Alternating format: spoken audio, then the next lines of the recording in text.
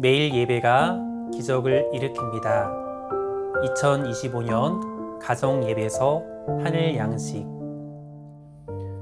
오늘은 6월 5일 목요일입니다. 오늘 하나님 말씀은 시편 8편 6절입니다.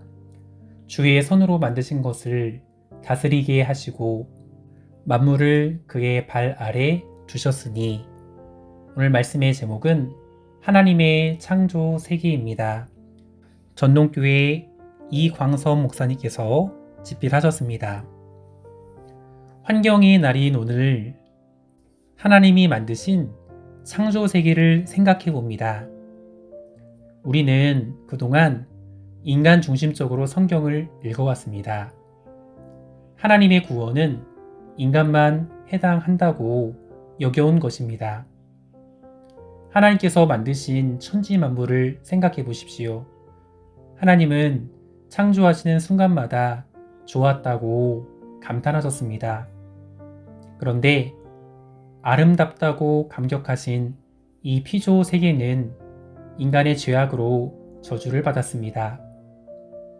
로마서는 그 상황을 허무에 굴복하여 고통받는 피조물이라고 일러줍니다.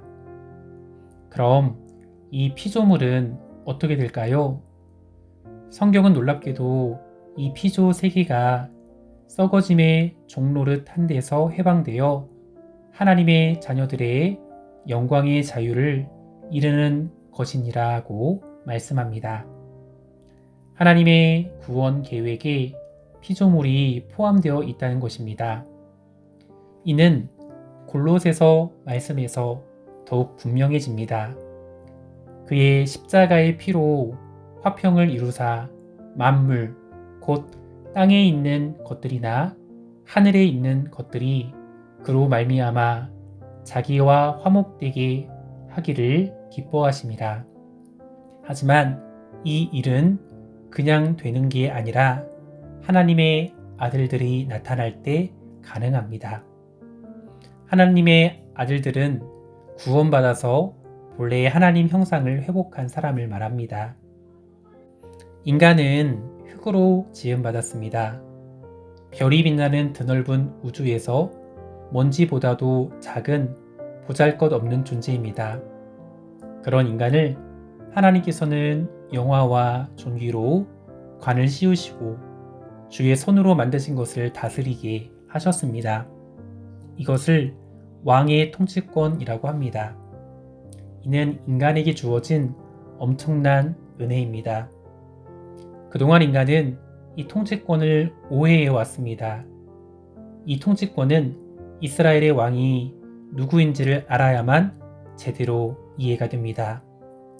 이스라엘의 왕은 백성 위에 군림하거나 착취하는 존재가 아니라 백성들의 안녕과 번영을 책임지는 사람입니다.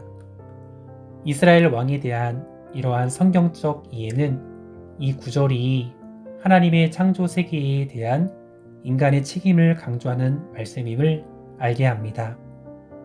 하나님은 인간에게 하나님의 창조 세계를 돌보는 영화로운 청지기의 관을 씌워 주셨습니다. 인간 중심적인 눈에서 벗어나 이제 하나님의 눈으로 성경을 새겨 보십시오. 그러면 창조 세계와 인간에 대한 그리고 하나님의 구원에 대한 새로운 은혜를 맛볼 것입니다. 기도합시다. 창조주 하나님, 하나님의 구원은 인간에게만 해당하는 줄 알았습니다. 하나님은 만물이 구원에 이르기 원하심을 깨닫게 하옵소서. 먼저 구원받은 우리가 해야 할 일이 무엇인지 알게 하시고 순종함으로 그 일을 수행하게 하옵소서.